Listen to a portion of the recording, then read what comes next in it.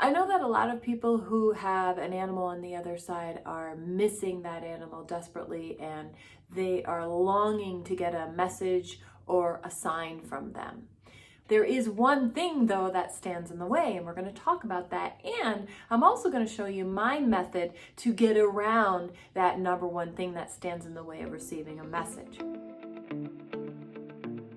Well, first, let me tell you that you absolutely can get a message or a sign from your animal on the other side.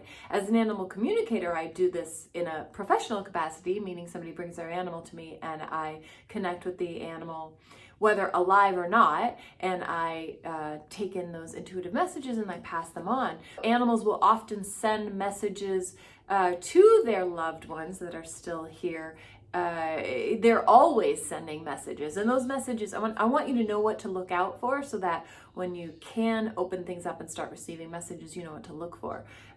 Sometimes you're going to get an animal who you're going to hear their names like 3 times during the day, or your cat's collar suddenly ends up on the floor, or you feel like you smell your dog, or you hear your horse in the distance, and they're all crossed over. So we know this isn't in the 3D possible, but these are ways that animals get their messages through.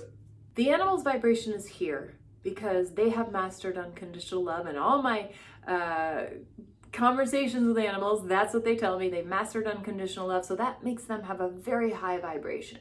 Humans, we have not mastered unconditional love. I say this in all my videos, and so our vibration is lower. We don't love ourselves. We don't believe in ourselves. We don't believe we're lovable. We hate each other. We're jealous. All of this means we have not mastered unconditional love. So animals' vibration is here.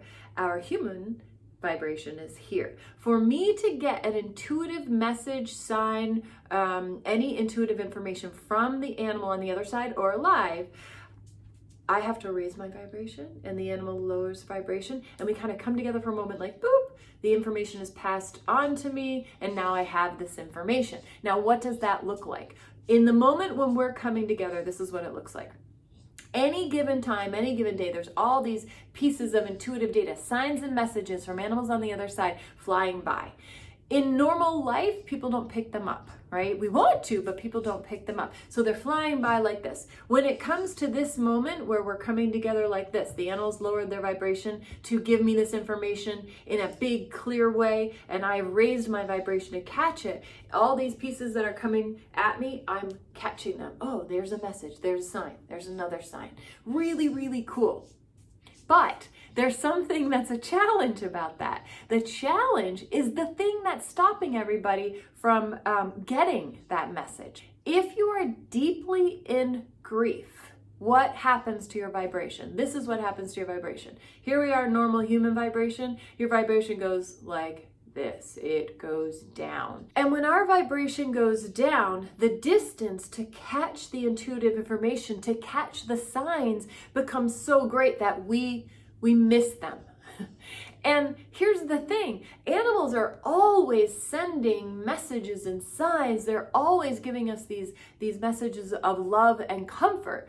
And yet, if we're down here, they're going to go flying by. We aren't able to lift up, and then the animal isn't able to come down enough to give us those messages. So what do? I'm going to show you my method right now for kind of circumventing that. I'm going to talk about 2 things first. One is grief. We can't stop grief. We can't stop grieving, and we don't want to stop the grieving process. The method that I'm going to show you in a moment is how to still get a message from your animal despite the grief, because it's the grief that is the number one block to receiving a message. The second thing I want to say about this before I teach you what to do is about if your animal crossed over like 5 years ago, 3 years ago, 10 years ago, and you still feel as if it was a few days ago, and you're still crying and you're still thinking about this animal almost every day, and it's been that long, I want you to go and watch my extreme grieving video about animals and the Rainbow Bridge, because I have a technique in there that's going to help you deal with that. Because there are some times when the grief just goes, off the rails. There's a specific reason for that I talk about in that video. So what I don't want is somebody who's been grieving for 3, 5, 10 years, and I don't mean still missing their animal. I mean like still crying every day and is having a hard time going through life, and it's been 3, 5, 7, 10 years. go watch that video. Everybody else, stay here, and I'm going to show you my really, really super simple method. What we want to do is figure out a way to have you be with your animal, even though your animal's on the other side, when you're not feeling all those feelings of sadness and loneliness and crying and the memories and all of that. So what we need to do is we need to get around that. And how do we do that? We do that with bedtime. When you're sleeping, you're not thinking about how sad you are. You're not missing your animal. You're not thinking of the memories. You're not crying. You are in actually a very calm, peaceful, and open state. So what that means is in sleep, your vibration's actually getting higher. So now we're starting to be able to get back to that normal type of connection that we can do with animals. And not because you're psychic, this is possible on an everyday basis for non-psychics as well. So what you're going to do is when you go to bed tonight, you're going to think about your animal, the one you're missing on the other side. And it's really important that you're not just like, hey, Bella, yep, I have a dog named Bella on the other side. What you have to do is you have to bring up the emotion. This is really important. The emotion of love, the emotion of fun, the emotion of, oh, this was so great when you were here and I do miss you, but, think about the animal and feel all of the emotions that come up. Of course, grief is going to be one of them, but feel it all, because it's the feeling of the emotions that actually affects this and brings the animal to you. Going, hey, Bella, will you come here? Bella's my dog that's on the other side. It's not the same as, oh, Bella, that's much more engaging and full and encompasses all of me. So think about your animal, imagine hugging your animal, bring the emotions of love up for this animal.